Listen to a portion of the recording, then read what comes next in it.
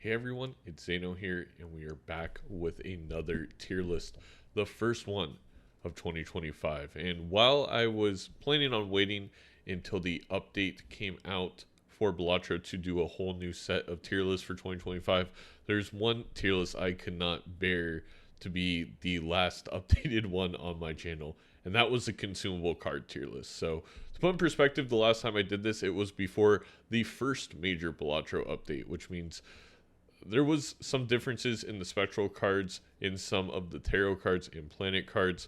So people watching that video now, they're not even, what I said in the video doesn't really line up with the gameplay today. And then of course the fact that the meta has changed quite a bit, and I feel like I know a lot more about Balatro. I play Balatro quite differently. So in the combination of knowing more, playing differently, and the fact that the cards are literally different, I think it is time to do the consumable card tier list. And when the game update comes out, we can always do another.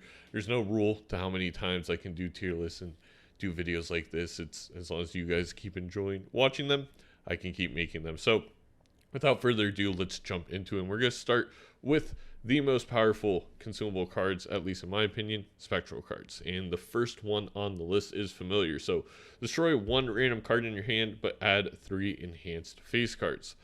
This isn't incredible. However, I do find myself using it more and more in white 2 gold stakes, and that is simply because face cards are pretty powerful. So what it ends up doing a lot of the times, it feels like, is deck thinning for me and then adding the cards I want to add to the deck anyway. Of course, there's some synergies here with hologram and others, but all in all, I don't think it's the greatest consumable card, but it really could be worse. And if I see it in a spectral pack, as long as I'm playing any kind of normal run, and what I mean by that is not playing abandoned deck basically, or not playing a ride the bus run, there's a good chance that, I can deal with using a familiar. I'm not going to be too upset about it. The big benefit here too is they're enhanced, so oftentimes they can be gold cards, they'll be glass, they'll be lucky cards, worst case maybe even just hierophant cards, but that's, can work out for you quite a bit. I know I've really been struggling to find chips and chip jokers on gold stakes, so I've been relying actually on hierophant cards. So bonus cards are not even a bad thing here. So all in all, I think familiar, very middle of the road, not bad, not great. Then we have Grim, which destroys one random card in your hand but adds 2 enhanced aces. Now, in my previous video, I think I rated this a little bit higher than I'm going to rate it here. I'm going to put it in the D tier. I do like that this spectral card is telling you the exact rank that it's giving you. So it's like, I'm getting 2 aces, I can build towards aces, they're pretty powerful. And I still think aces are a decent card to play with, but the more I've played Balatro, the less I'm reliant on aces, and the more I've moved to face cards. And even though those can get debuffed and there's some tough things to work around with boss blinds with face cards, they're just so much better than aces. So all in all, I'm not playing around aces enough to take this. Maybe if it's early on, I feel okay with it, but all in all, I'm kind of staying away from Grim, and I don't think it's too great of a card. Incantation is the next one, and this one, in my opinion, has not changed one bit. While yes, I am adding 4 random enhanced number cards, the only reason I am ever taking this is if I have a hologram. Otherwise, it's F tier. I don't want to add 4 random ranks of cards 1 through 10, or 2 through 10, excuse me. They're not powerful enough. I'm rarely building towards those sets of cards, and if I am, it's a specific one, like a 5 or a 3 or a 10 or a 2. I don't want to add 4 random ones. You're blowing up your deck, and I would argue, made this argument on Dr. Spectre's stream when he did his consumable card tier list way back when. I actually think it hurts you. I think this spectral card is, you are better off if like you were given it for free to use it or not use it. I would choose to never use it. I don't want to add a bunch of cards to my deck. Again, the one caveat is you have the hologram joker. By the way, for those who don't know, hologram, you get X mult for every playing card you add to your deck. So in that way, it could be helpful. But all in all, terrible spectral card. Don't use it. If you get a 6th sense and let's say this pops up in your top right, 99.9% of the time I'm going to say don't take it. Just sell the card. Don't even use it. It can only do bad things. I think with Grim, there's a lot of times where I'm like, what the heck, I'll use it. Familiar, again, I could be playing towards face cards. Incantation, no. There's no reason to have it. Moving on, Talisman. Adding a gold seal to one selected card, and gold seals get $3 every time they're played. This is A tier. I love a Talisman. Economy is king in white to gold stakes, endless runs, all that jazz. And Talisman can really help you get your economy started, especially if you're building towards one card and you have death or a DNA or something to copy that. If you get 4 gold sealed kings, your economy just skyrockets extremely quickly, because economy in this game, it snowballs. You get the $25 and now you're getting full interest. And if you have certain vouchers, you can get more. There's other jokers that play off this. Like To the Moon, which gives you even more interest. So all in all, you want to get that economy going. Talisman can be a crucial part of that. And while I do think there's better Spectral cards, better consumable cards, Talisman's pretty up there. I'm very happy when I do see it. An Aura. So, an Aura gives a guaranteed foil, holographic, or polychrome addition to a selected card in your hand. And, I go back and forth. I think most of the time I'm pretty happy to see an Aura. Time to time, I'm like, I really don't need a foil here. There's times I don't really need a holographic, but it's a pretty solid enhancement to have to a card, and I'd be lying to say if I didn't think it would be equal to adding a gold seal. I think this is equal, so I do think it's worth putting in the A tier. It's right on the border of A and B tier for me. I mean, we're splitting hairs here. It's a good Spectral card. If faced with this versus Talisman, I would have to think about which one I'm going to go with. It really depends how comfortable I feel about my scoring at that point in the run.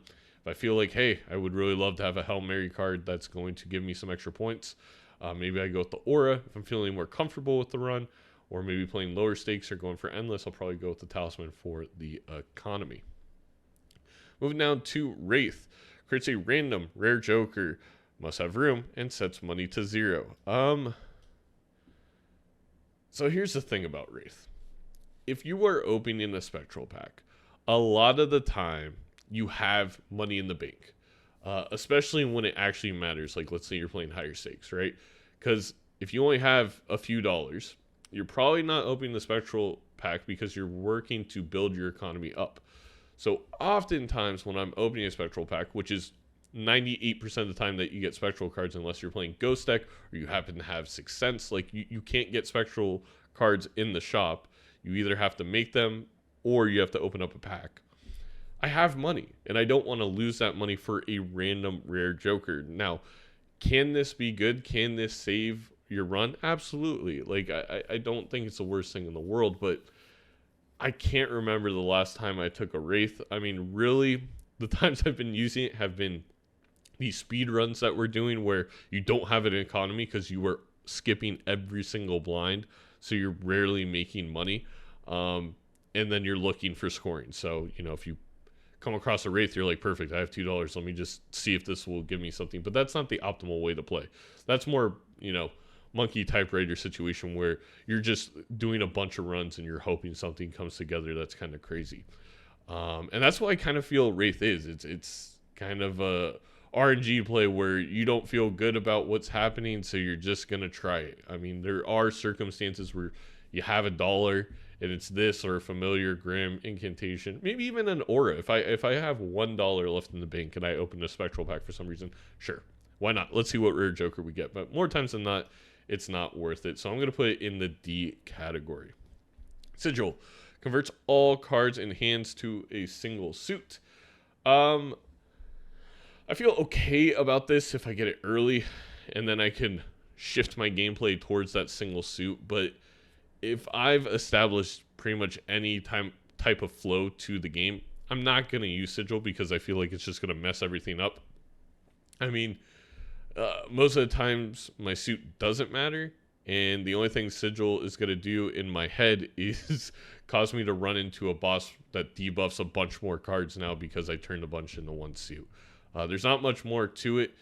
yes, it could be a cool play if you're playing flushes and you get it early on. Maybe there's a play here, but this very much feels along the lines of Wraith, where you're kind of just doing it and hoping. You're not doing it for a specific reason unless you get it super early on and it makes sense in a hyper specific situation. So I'm going to put it in the D category, where I think I'll use Familiar a little bit more often, and Grim, Wraith, Sigil are about even.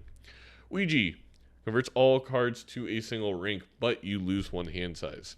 I think Ouija, if it didn't cause you to lose a hand size, would be a solid like A, B tier spectral card. But because you do lose hand size, and that can be absolutely brutal, it's on the border of C and D for me. Like, I don't think it's as good as Familiar, but I don't think it's as bad as Sigil. I'll put it at the front of D category. I'll put it in C category. I do think there's a play here, especially if you happen to have extra hand size. Like if you go into a spectral shop with Turtle Bean, or simply the vouchers, or maybe you have Juggler or what have you, which can give you extra hand size. Then, you're getting more of that specific card when you turn your whole hand into it. Or let's say you have in the top right from a Sixth Sense and you're playing the Serpent and you have 25 cards in your hand and you turn them all into one rank. Okay, I kind of see the value there, but most of the time it's similar to Sigil. I feel like it's just going to derail my run. I really have to be in a position where I'm not comfortable and I'm kind of looking for guidance and maybe I need some help, that I'm going to play a Ouija. And again, because you have no control, it could be all 2s, it could be all 7s, it could be all 8s. You don't know what's going to happen. So if you have anything kind of established going with your Joker synergies or whatnot, you don't want to break that with Ouija. Ectoplasm. Add a negative to a random Joker, but -1 hand size. And this scales. So the second time you use an Ectoplasm, you get -2 hand size. The third time, -3 hand size. I think this is a B tier spectral card. I think if you are playing, I'm tempted to put it in A tier. No, it's B tier.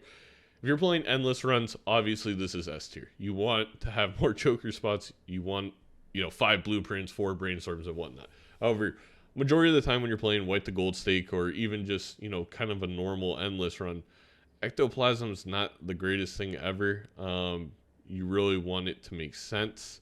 And that hand size is a negative, and you have to take that into account. I definitely think the outcome, having a negative Joker versus turning my whole hand into one suit, I'd much rather have a negative Jokers, and it really can fit your run a lot better. There's a lot more situations in which you're going to use it. But I don't think I use it as often as Aura or Talisman. So, all in all, a negative Joker, always awesome. Don't love losing hand size. So you really just kind of have to weigh the options at that point in the run. And I think, lately I've been maybe a little biased towards higher stakes because I've been playing a lot more higher stakes the past couple weeks. I have not been using Ectoplasm. I just haven't felt the need, and I don't want to deal with that -1 hand size. It does work very well if you are playing a high card or, pair build, though, to just get that extra Joker slot and get the points from the Joker slots, because that's usually what you're doing with a high card or a pair build. Immolate, the GOAT. Not much to say here. This is the dream card. This is the end all be all of consumable cards, in my opinion. You get to deck thin, you get to destroy 5 cards, and then the game is also going to hand you $20. It's like Christmas mixed with Thanksgiving, mixed with Halloween, all in one beautiful, amazing holiday. Whenever I get an Immolate, there is no better card in the game. If I could start every run off with a card, literally anything, they're like, it could be a Polychrome Red Seal King. You can start off with Blueprint. You can start off with Perkeo. If I'm just starting off a Gold Stake run, I would say give me Immolate. Like every single time. There's nothing better than removing 5 cards from my deck and giving me $20, establishing me my economy right then and there. You basically almost have full interest. You just got 2.5 Hangmen for free. It's so great. And yes, you can't control what it destroys. It can hurt a little bit, but more times than not, you're fine. You use the Immolate and your run is off to the races. I don't have much more to say. It is the best card in the game, in my opinion. Ankh. Create a copy of one of your jokers, but destroys all the others. And that second part is pretty key. It's not very often you can afford to destroy all your other jokers, or what you do before you use Ankh is sell all the jokers and then Ankh the one that you would actually want to copy. So A, you get the economy, and B, it always hits the joker that you want it to hit. This is going to go in the C category. While again, this once again goes in line with the Ouija Sigil Wraith type of situation, where if you have an established run, you're probably not using Ankh because it's going to derail a lot. But I actually use it a little bit more often than the other ones. I'm going to put it in the high C category because there's quite a few times where I have one good joker and maybe a couple other ones, and I have a little bit of an economy. It's kind of the opposite of Wraith. I open a Spectral pack. I have a few dollars left over. I'm like, okay, you know what? Maybe I'll copy my times 3.5 hologram and then leave the Spectral pack and go back to the shop and use the remaining money to fill in the rest of my joker spots. But it is a risky play, and again, a lot of times you're just going to pass up on it because you're happy with the jokers, or you literally can't afford to lose the 3 or 4 jokers that you have to Ankh the one good one. So there's situations for it, but it does have a pretty hefty downside. Deja Vu, add a red seal, and red seals re-trigger cards. You know, Deja Vu is okay. Endless runs. This is another goated with the sauce type card next to Ectoplasm, but they're both going to end up in the B category because most times when you're just going for a win, or even, you know, normal endless runs, yes, Deja Vu helps a lot. It's great to re-trigger an enhanced card. It's great to re-trigger a card with an addition, you know, foil or polychrome or holographic, you know, plus molt, X molt, or chips.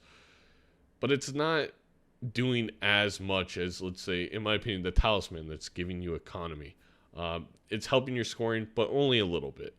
All in all, you need other things to make a Deja Vu work. You need to have some reason you would want to re-trigger that card. Maybe it's a face card and you have photograph or something like that. But most of the time, I just don't think it's helping you that much. And again, it's really specific situations where you're building towards one card, and most of the time, if that's happening, my run's already in a good place. And yes, I'm happy to see it, but it wasn't vital to the run to get the Deja Vu. Moving down to the Hex, add polychrome to a random joker, destroy the rest. This is Ankh, but worse. I'm gonna put it in the F category.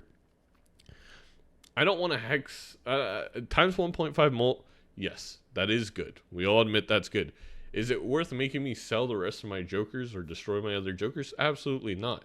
The only time you are going to use a Hex is when you have no other jokers, or the other jokers you have are legitimately garbage and you're just going to sell them and be like, yeah, sure. Just Hex the one thing I'm going to continue with on this run. Okay, I will put above Incantation because I don't want it to be grouped together with that garbage. But still, Hex is not good. On the Ghost deck, I will say you start with a Hex, and that makes a little bit more sense because you just use it on the very first joker that you acquire. But if you are not on the Ghost deck and you're getting Hex the normal way through a Spectral pack, you are most of the time kind of upset. You're like, oh, what am I going to do? Sell all my jokers to just get times 1.5? Well, no. It's not helpful. It's not good in Endless either, so there's no bonus points there like maybe a Deja Vu or Ectoplasm where it's like, oh, this could be really cool for some Giga runs. No, you're not going to use Hex there. In fact, you don't want to use Hex because you want your jokers to be able to become negative with Ectoplasm. So not many redeeming qualities here. I am not a fan of this Spectral card. Trance adds a blue seal to one selected card. So this is one of the key reasons I'm redoing this video right now. When I did the video, blue seals just gave you a random planet card. So it had the same effect. If you had it in hand when you won the round, it gave you a random planet card. And you could see why I would rate that as an F. If I'm playing a hand and I'm just getting a random planet card, that doesn't seem like much of a benefit. Like, oh, thank you for a random consumable card that, you know, if I'm playing one specific hand type, like most Balatro runs end up being, 9 times out of 10, it's not useful. They switched blue seal, and it makes a lot more sense now. Now, the last hand you played to win that round, you get that planet card, that corresponding planet card in the top right if you win, and you have a blue seal in hand. Now it's S tier. It's a massive difference. So it went from being a crapshoot, kind of a random, why would I want this, to you can scale the specific hand you're building towards in the Balatro run amazingly with a blue seal. Right behind Immolate, if we're speaking now to consumable cards, what is the second consumable card I would want to start off my run with? It's a trance. If you watched my How to Win a Gold Stakes video, we built an entire run off of a first blind trance. That was all I needed, was that first round blue seal, and you can win gold stakes. And I would argue that a first round blue seal on gold stakes even opens the opportunity to win gold stakes jokerless. Like, that's how powerful this is, because being able to scale almost every single round your hand that you're playing is incredible. It's extremely powerful, and it's something that you want white stakes, you want gold stakes, you want endless, you want for your giga runs. It's applicable everywhere, very similar to Immolate. It is the second best consumable card in the game. I think there's an argument for it being better than Immolate. I really do. However, you can get blue seals just from random standard packs. From opening those packs, those cards often have seals or enhancements, and that's why I have it behind Immolate, because there's no way to do what Immolate does in the game. There is ways to get blue seals in the game outside of the Spectral card. Medium had a purple seal to one selected card. I didn't respect how good a purple seal can be. If you play your hands right and you are getting that purple seal out more often than not and gain a free tarot card every single round, that's pretty darn powerful, and that will snowball your run into a success. It's an S tier card. I do think it's a clear step down from Immolate and Trance, but a clear step up from Talisman and Aura.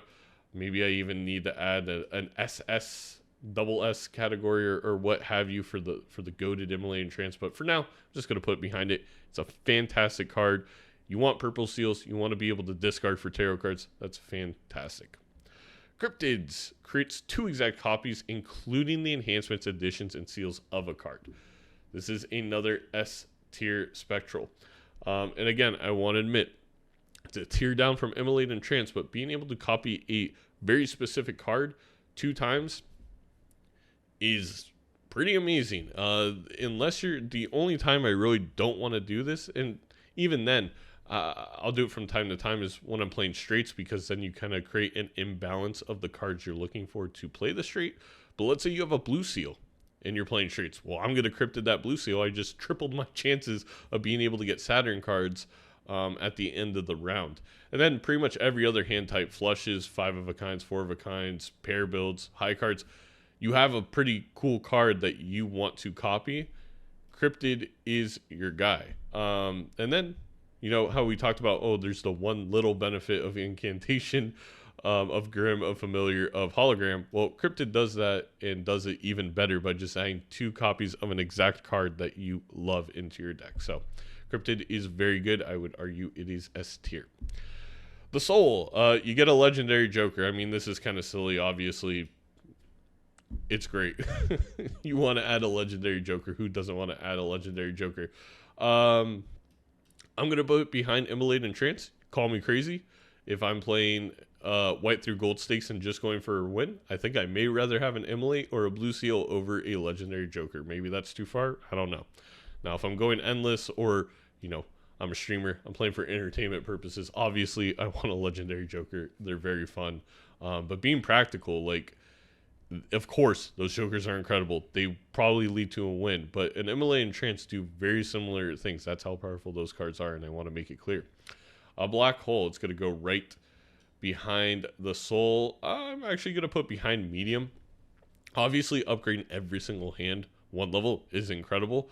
I do think I'd rather have a purple seal, a blue seal, an Immolate, or obviously a Soul. But I'll say it's about even with Cryptid in terms of how powerful that is. I mean, the thing about this is what I mentioned earlier with the old blue seals is you're usually playing one type of hand in Balatro. That's just how runs work. So a Black Hole, while helpful, it's really, if you're only playing straights, it's equal to just getting a Saturn card, which is cool, but it's just a Saturn card. The benefit here is, I'm going to put it behind cryptid, talking myself out of it, is if you get it anytime early on where you're still establishing your win condition, you haven't figured out exactly what you're going to go for yet, or it just hasn't been determined, you're still open-ended, then it's obviously amazing because you just scaled everything up once, and now you can maybe have an easier time shifting around the run. And if you start with a black hole, it's pretty nice because those early antes become a lot easier, being able to play basically anything and get through them. So those are the spectral cards. We are now going to move on to the tarot cards. So we have the tarot cards, and we're going to start off with the Fool, which creates the last tarot or planet card used during the run. This is an S tier consumable card. This is fantastic. It can help snowball planet card usage to level up a specific hand. It can help snowball money by copying a hermit. It can snowball deck manipulation by copying a hung man or a death. A Fool can be whatever you want it to be. It is just about always fantastic, and you can just hold it to double the power of getting lucky with a different tarot or planet card that you want to see. It's the blueprint or brainstorm, if you will, of consumable cards, and that's good. That's very much a good thing. Those are the two best jokers in the game, in my opinion. This is the best tarot card in the game, and it's hard to rate it among the spectral cards. I will say I'll put it above Black Hole, but it is in this S tier of jokers. Something that is different from the last time I did this tier list, Magician. It used to only enhance one card with a lucky card. It literally doubled its effect. Now it enhances 2 selected cards to lucky. I consider lucky cards solid. It basically comes to an expected value of $1 per play. And I believe, what is that? 20 molt, 4 molt per play. So it's almost like an Empress plus an extra $1 when you make a card lucky. And this allows you to make 2 cards lucky. So I am going to put it in the A category. I'm not as fond of them as I think some other people are in the Balatro community, as I feel like you're leaving a little bit up to chance when you get a lot of lucky cards. But it is a game of numbers. If you make a bunch of lucky cards and you have things to re-trigger them, you're going to get those $20 hits, which the thing is, once you get one $20 hit, you have kickstart your economy, and you feel pretty good. And of course, they can be a little bit of a last-ditch effort if you're playing like a high card run, and it's like, you know what, I need the 20 molt. Hopefully it hits. But I don't know. At the same time, I don't love the chance effect of lucky cards when I'm playing my runs. I'm not going to rely on that, so it feels more of a luxury, like more of like a win more. At times with lucky cards, at least the way I currently play. But they are powerful. They're still an A tier. I feel like I'm talking them down just because of how highly they're talked about oftentimes in the community. It's a solid tarot card. Pretty happy when I see it. High Priestess creates up to 2 random planet cards. This is B tier. I'm not upset when I see a High Priestess because A, I may get a level up the hand I'm building towards, or you can block 2 planet cards. So a thing High Priestess, a thing about High Priestess that is really good is, let's say you have a Celestial pack in the shop and a High Priestess comes in your shop window. We can buy and use that, and if you don't get the planet card you're looking for, well, now you keep those 2 planet cards in your consumable slots. Let's say it's a Mars and a Pluto, and I'm looking for Saturn, and those 2 cannot show up in the Celestial pack unless you have a Showman or the Telescope voucher and one of the planets is your most played. But then it's guaranteed to be in the pack. So all in all, High Priestess has this double effect of either getting you what you want or causing some blockage to increase the chances of you finding the planet card you want. And the fact that it creates 2 is pretty good. Another thing that's kind of great about High Priestess is even at its base value of it costs $3, you can sell the 2 planets to get $2 back. So it really only costs 1 unless you get what you want. As soon as you get any kind of discount on it, you are now getting it for basically free. So all in all, very solid. I don't think the effect is as powerful as some of the other tarot cards, but it's very efficient at what it does. So I do like me a High Priestess. Empress, enhance 2 cards to become molt cards. Molt cards give you +4 molt when they are scored. I think it very much goes in the C tier for me. Plus molt is never bad, but +4, oftentimes feels unsubstantial. Like it ends up not really mattering.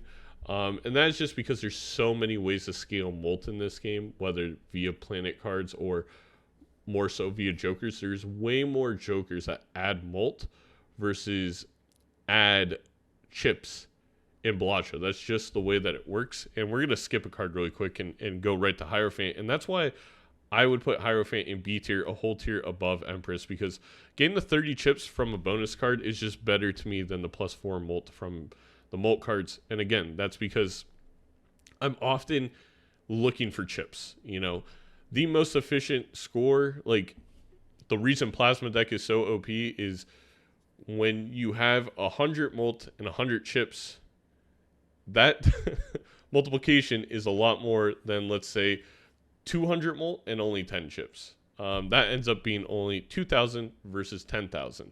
So you kind of want to balance your chips and Molt. You want to add more chips, especially if you have a bunch of plus Molt and maybe an X Molt Joker. And again, as I play higher stakes, even just playing white to gold runs lately on stream, finding myself often being like, I got to get more chips. I got to upgrade my planet, so-and-so. Hierophant ends up being much more played for me than Empress. And I think it's a clear tier above Empress. All right, Emperor, S tier tarot joker. I mean, it's a tarot card that creates 2 tarot cards. So what I kind of just said about High Priestess, Emperor does the same thing, except I think in a more powerful category, if that makes sense. I think tarot cards are more powerful than planet cards because oftentimes you only care about one planet card. There's several tarot cards that can be very helpful. So this creates 2 of them. What I just said, if there's an Arcana pack you can use and you get 2 tarot cards you don't really want, well, now those are blocked when you enter the Arcana pack. Worst case, you can sell both and get $2 back. Or most of the time you get one useful one and one you don't really need. You sell one and you get the useful one. And you just got $1 back in a really good tarot card. So all in all, Emperor is really great. Any tarot card that creates more tarot cards, similar to kind of how Purple Seal makes tarot cards, is a win in my book. Moving down to Lovers, enhances one selected card into a wild card. That's going to go in the big fat F category. Wild cards, in my opinion, are not very good. There are very certain circumstances where I think wild cards have a lot of play. Let's say Ancient Joker is one of those because a wild card, now that card counts as all the suits. Another example where I think Lovers can be helpful is if you have the Club Joker, where you need to play a club and another suit to get ×2 Molt. It can count as either the club or the other suit, depending on what the other card you're playing it with. Flower Pot, Lovers can be powerful. The downside to Lovers is there's 4 boss blinds in the game that debuff this card now. Because it counts as every suit, there's 4 boss blinds that debuff each of the suits. And every time you come across one of those boss blinds, this card is now useless. And due to that, I never use a Lovers. I think maybe it's a little harsh putting it here with Incantation, but the thing is, again, unless I'm in a hyper specific run, which I don't play Flower Pot runs, and then getting an Ancient Joker, most of the time you're good anyway, you don't want to use Lovers. It feels very similar to Incantation, where if you gave me a free Lovers card, gave me a free wild card, I want to get it off of being a wild card as quickly as possible. So maybe I'm too harsh on it. Maybe I need to play flush builds a little bit more again, but all in all, that's not where I am in my Balatro journey. That's not where I think the meta is. I think Lovers is a very bad consumable card. Chariot, enhance one selected card into a steel card. It's going to go in the B category. I think steel cards are solid. The thing about steel cards is it's timesing your Molt by 1.5, but only after the hand is played. It then times it by 1.5, and then it counts all the Molt in the Joker slots. So the thing is, for Chariot, for a steel card to really matter, you either need a lot of Molt from the hand you're playing in terms of the hand level, or maybe you have a bunch of enhanced cards that give it Molt, like you have Molt cards, a glass card, maybe even some lucky cards that proc. For me, a lot of the times that's not good enough to really want to use a Chariot over other cards. I think there's a time and a place, and I think once you level up a hand enough, Chariots become very powerful. But we have to also recognize the other downside of I only get to do this to one card. A lot of these other tarot cards can affect two, like Magician, like Hierophant. Chariot, I'm only making one card enhanced when I use it. Again, it does have a powerful effect, but I also think that powerful effect is usually late game. And I'm not going to say it's win more, because a lot of times Chariot steel cards can be the difference between winning and losing, especially on the Violet Vessel, that final boss. But, and it's a big but, again, you only get to use one card, so I just find myself very often picking other tarot cards over it. Moving along to Justice, create one glass card. Similar pitfalls to what I was saying about Chariot, where you're timesing the molt by 2, but it's happening in the hand, so you need to have molt from either the hand level or from some triggering happening before this glass card in the hand. However, the reason it's a level above Chariot is twofold. One, it's times 2 instead of times 1.5. Now, granted, glass cards can break, and that's a downside, but it's a little bit more substantial. And two, there's many more cards and jokers in the game and things to do to re-trigger cards in hand versus trigger cards in your hand. Think of Hack or Sock and Buskin that re-trigger when played. The only thing that really re-triggers cards in your hand is either Red Seal or Mime. That's the only two ways to really re-trigger a card that's in your hand. There's a lot more ways to re-trigger a Justice. Think Chad, Hanging Chad. All of a sudden, I get to trigger this times 2 3 times. So I'm timesing my hand level by 3 when I play this glass card first in the hand. There's just more synergies here. I think the kind of like break in case of emergency, I mean, literally, it's a glass card, has saved a whole lot of runs for me personally. It also can lead to a lot of high scoring. There's a lot of endless potential with glass cards. And yes, you only get to create one, but these kind of little emergency extra molt cards are very, very powerful in my opinion. I think it's just a tier above Chariots. Moving on to Hermit, double your money, max of $20. That's an S tier joker. Anytime you're going to give me economy, yes, with Hermit, you do kind of have to have some economy to use it. Most of the time you have enough. This is either going to expedite you to get much closer to the interest cap, or you're going to far surpass the interest cap, and now you have some money to spend in the shop. It's fantastic. This is up there with these other S tier jokers, or S tier consumable cards, excuse me, that I want to see right away in a game. I would argue it's slightly higher than Black Hole and Emperor, and probably the Fool, because really the best Fool is after I get a Hermit, and I get to Hermit again, and once again double my money one more time. So it's very straightforward. Economy is king. You've heard me say it in all sorts of videos. I'm not going to bore you anymore with it. Hermit's very good. You want to see them. Wheel of Fortune, 1 in 4 chance to add foil holographic polychrome addition to a random joker. I've been using Wheel of Fortunes a little bit more. That I'm actually going to put them in a C tier, but the trouble I have with this is I can't really tell you why. The logic side of my brain is still telling me that there's a 1 in 4 chance that it kind of buffs a joker. Why in the world would you use this? And that's what I struggle with. I do think it's slightly better than some of the other options on this list, but a lot of times it's kind of feels like a Hail Mary play by me because I'm really struggling. I can't find the jokers I need on gold stake. And it's like, oh, if I could just get 10 volt, if I could just get 50 chips every hand by enhancing or additioning one of my jokers, let's do it. But the fact that it's 1 in 4, and we all know it's not really 1 in 4. I mean, come on. How many times do we have to go through this? Local thunk. Oh yeah, it's really 1 in 4. No, it's 1 in 5. It must be 1 in 6. When I play it, sometimes it's 1 in 20. It's going in the D category. I'm mad just talking about it. We're gonna stop. Moving down to strength. Increase the rank of up to 2 cards. The fact that this allows you to deck manipulate 2 cards is the reason it's in A category. I think strengthening a card, it's solid. It's not the greatest thing in the world, but the fact that you can do it to 2 is pretty darn powerful, and it really allows you to shape your deck very quickly. If you just happen to have 2 9s, well, now all of a sudden I can strength those 2, and I have 6 10s in my deck. Or I'm going for kings, and all of a sudden I have 2 queens. I can now have 6 kings in my deck. It's sometimes, if you get a good draw, better than a death. Now, obviously, you're not making a copy of something, but you are deck manipulating very quickly with strength. So all in all, very powerful. And for those who are kind of newer to Balatro, yes, you can strengthen ace, and it wraps around to a 2. The way poker works is ace is both the high and low card. It wraps. It's kind of a circle. So when you strengthen ace, it does move to a 2. Balatro follows those poker rules. Moving on. Hanged Man, you get to destroy 2 cards. Heck yeah. I mean, like I said, immolate S tier, destroy 5 cards. What's almost as good as destroying 5 cards? Well, destroying 2 cards and getting select those 2 cards is pretty great as well. I'm going to put this all the way next to the Fool because very similar to Hermit. Well, what do I want a Fool? I want a Fool Hanged Man.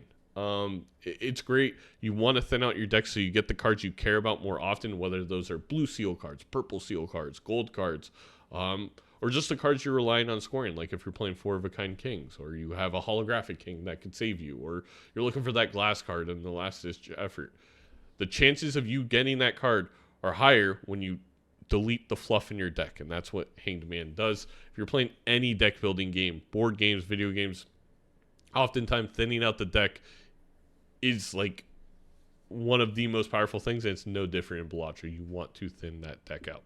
Death. Select 2 cards, convert the left card into the right card. Literally, you copy it completely, and you can drag to rearrange. This is right next to Hermit, right above Hanged Man. It is deck manipulation. Now, you're not destroying cards, but you are turning 1 card that you may find useless into an extremely powerful card. Think, I'm playing 4 of a kind kings, and I have a blue seal king. Well, I can now take any card in the deck. If I get a death and I get that blue seal king, I can make a second copy of it. I have now doubled my chance of finding a blue seal. I found another card that's vital to my win condition, playing 4 of a kind kings, etc., etc., etc. If you use an aura and you got a polychrome 9, this just happened in, again, my how to win a gold stakes video, and you get a death, I now have 2 polychrome 9s, which means I can now play 2 straights that have times 1.5 mult at the end of them, which is very powerful. Death is fantastic. You can argue it's better than Cryptid. While Cryptid makes 2 copies of your powerful card, Death eliminates a little bit of fluff of a card in your deck and turns it into that card you care about. I technically do think most of the time Cryptid is statistically better if you're just thinking about pool rates. But Death is very good, very powerful. It's right there next to Cryptid. Temperance gives the total sell value of all current jokers. Temperance is really, really good. Another thing that I am going to put above the Fool, because this is exactly what I want a Fool. It gives you tons of money. Caveat, you do need jokers. Caveat, if you have the discount vouchers and your jokers aren't worth a lot, Temperance all of a sudden doesn't become nearly as powerful. So I actually think Hermits, Hangman's, Deaths, I probably use more often, but Temperances can go the other way as well, and that's why they kind of even out, where you could have $50 worth of sell value in your current joker slots. And if you're a newer Balatro player and you're wondering why people would ever take egg, this is why. Because if I can store $60 like in a little piggy bank of value in that egg card, A, my temperances go crazy, and B, you can sell that egg when you need that money in a future shop. So temperances, very good. Economy generating jokers, always going to be great. Same thing with the Devil. It's going to go in the S tier. You're probably noticing a trend. Economy is king. The Devil, the great thing about this, if you see it floating around in the shop window, is it costs $3, and it literally will give you that back the first round, because you will just put it on a card when you're about to win. You get that $3 back, and now you have a gold card for future rounds to kind of perpetuate that economy.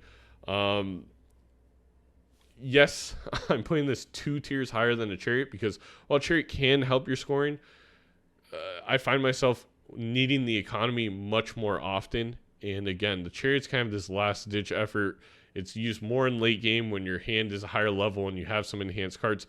Devils from the get-go, from the first round, are fantastic. In fact, they're even better if you get them earlier, because that means you had more opportunity throughout the game to get $3. So all in all, the Devil is fantastic, and there's a reason it only allows you to pick 1 card, because it is so powerful in my eyes.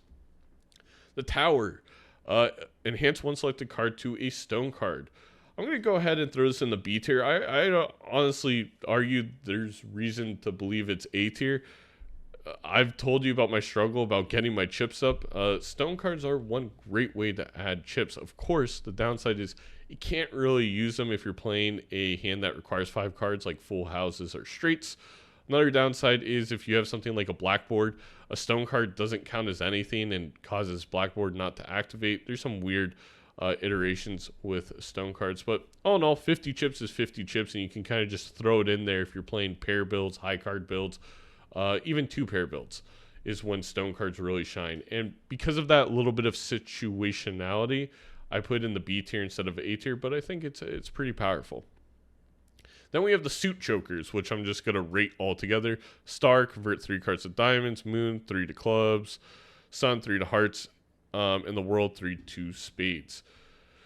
To me, these are all C tier, where, yes, they can help you get flushes going. They could help manipulate your cards if you have one of those boss debuffs coming up where they're going to debuff all your hearts and maybe you switch a few cards to spades, for example, or something like that. But while they do allow you to deck manipulate 3 cards, I don't think suits are that necessary. I find this on the same level of Empress where it's situational. Like, they can be powerful, they can be useful, they can be helpful, but more often than not, if we're going to look at the grand scale of Balatro runs, all these other tarot cards get used much more often.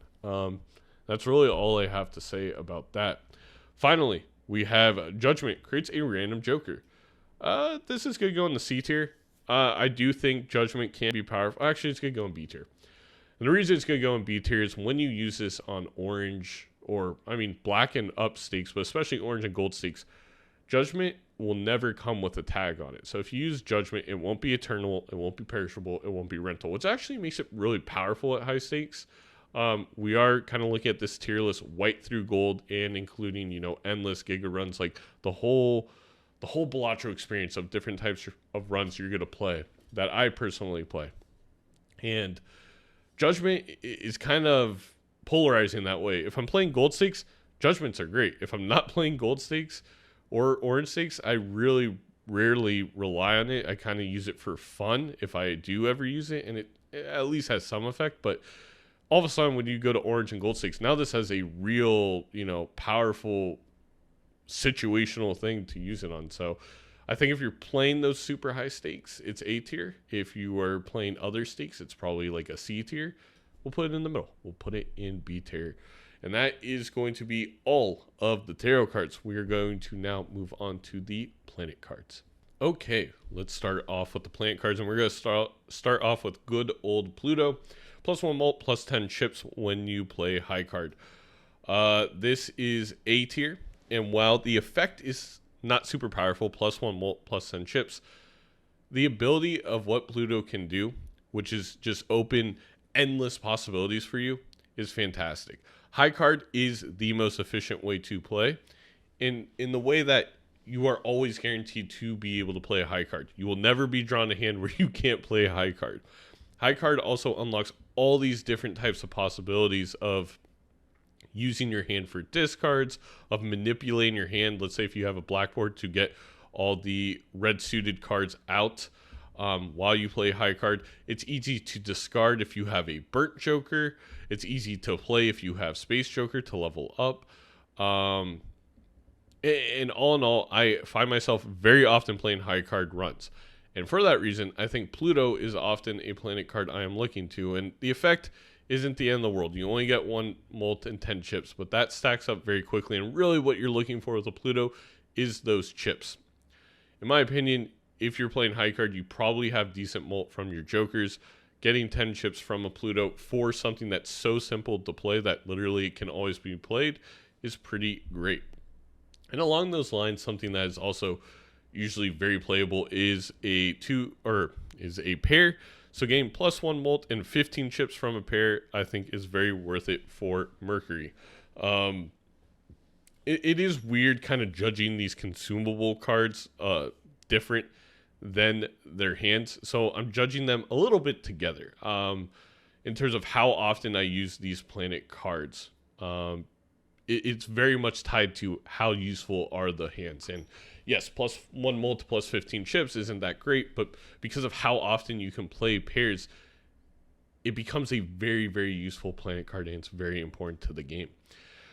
Uranus, +1 mult plus 20 chips. Now, this one is going in the D tier. And you're probably wondering why. That's really because, in my opinion, two pairs have one really good synergy in Spare Trousers.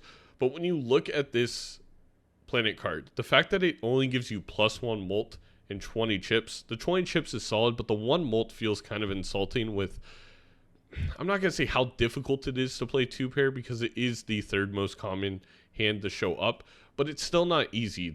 It's literally twice as hard to play as pair and several times over harder to play than high card.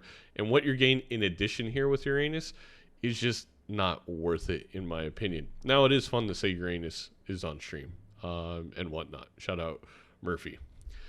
Venus, +2 mult and 20 chips. So now we're getting an extra mult. We're getting 20 chips.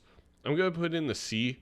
It is substantially harder to get 3 of a kind, and that's why it's not quite in the B category. But I do think the Venus scaling is pretty good at +2 mult and +20 chips, that you can often snowball it, and you just need to create a few copies of a specific card to really get it going. I think what downgrades 3 of a kind in general is the fact that it's kind of like, at that point, if you're that focused on generating one specific card, you might as well go for Mars and go for 4 of a kind.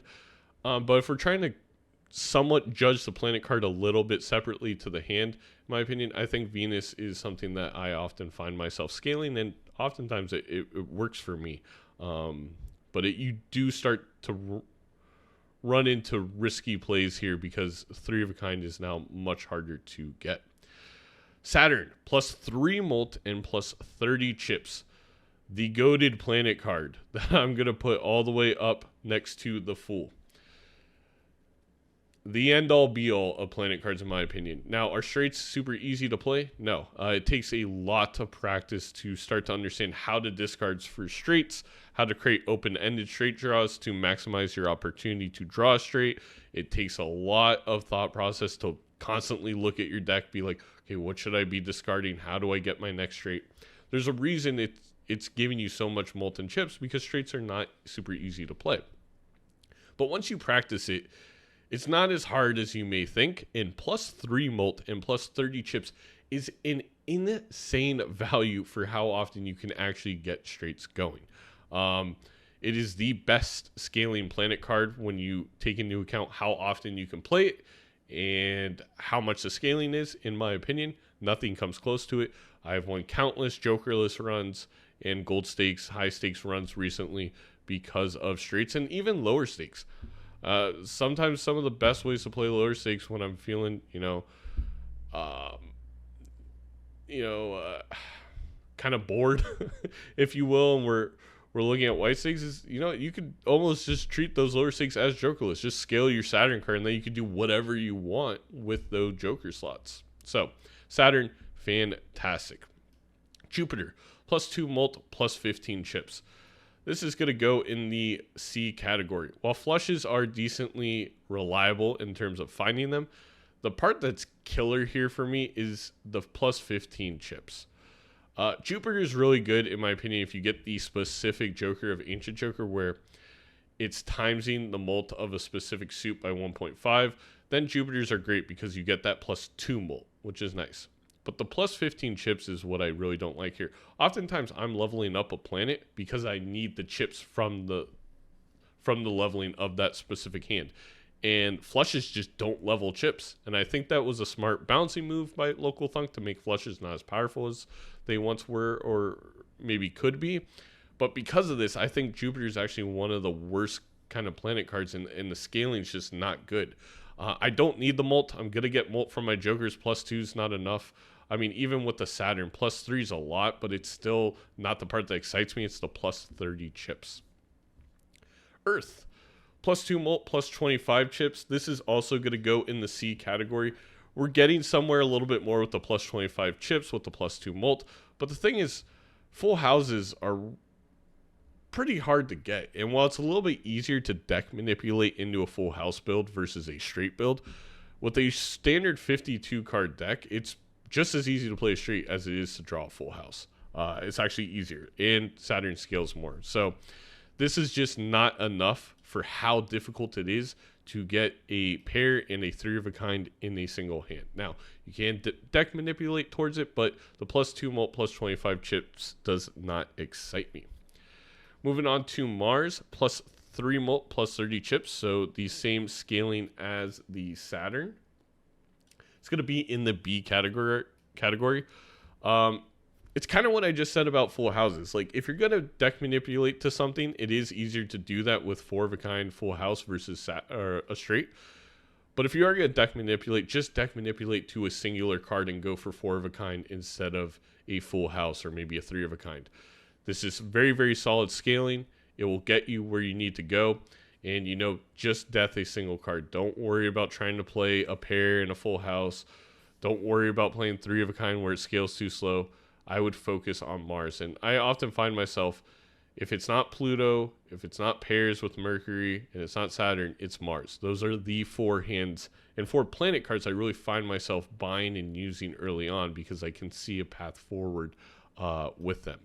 Neptune, +4 mult and 40 chips for a straight flush. It's going to go in the D category. Yes, that's pretty great scaling. But honestly, it is so freaking hard to play straight flushes because what we just said with Saturns, it's not easy to deck manipulate into straights. And then on top of that, you got to make them all the same suit. So it just becomes very complicated to play straight flushes. I think, honestly, if you want to convince people to really go for it, really start focusing on it, we're going to have to make this like +6, +50 chips. Because that's just, when you look at everything in Balatro, how many moving pieces need to come together to create a deck that can consistently draw a straight flush, it's hard. So you really need to reward the player, and I think that's what we have to do if we want straight flushes to be viable.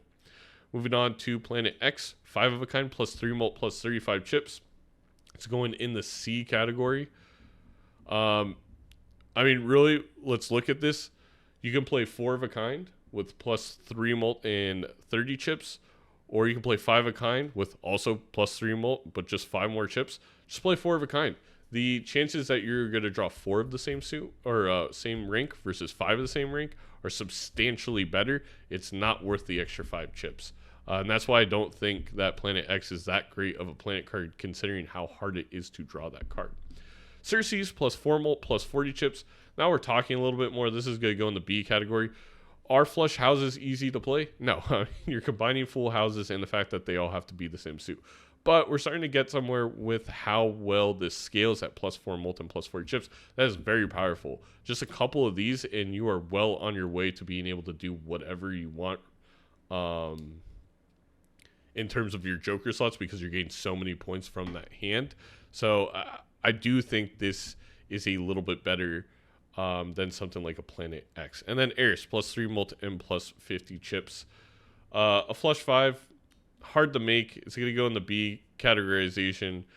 At least it's a huge step up above Mars, in my opinion.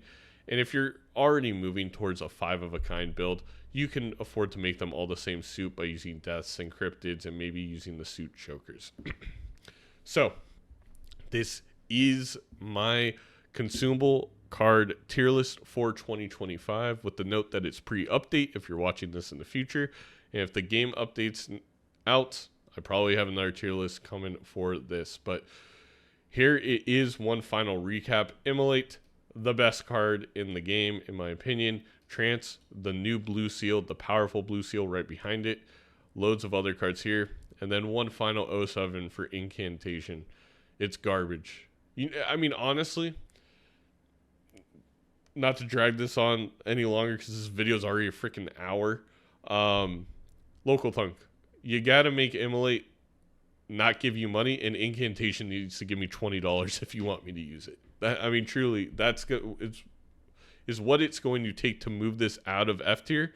And still, I would be curious to see where it ends up landing if it gave me $20. Because now it's like, okay, you're fattening my deck. I am getting enhanced cards, and I'm getting $20, which is really powerful. But man, you're fattening my deck. So I don't know where it ends up being, but here's the tier list. If you guys want to see it really quickly, I'll remove that. And yeah, thank you all for watching. If you enjoyed this video, hit the like button. If you're not subscribed, like my analytics says 96% of you are not, please consider hitting that subscribe button. Comment down below what you disagree with, what you would like to see next. And until next time, Zaino signing out.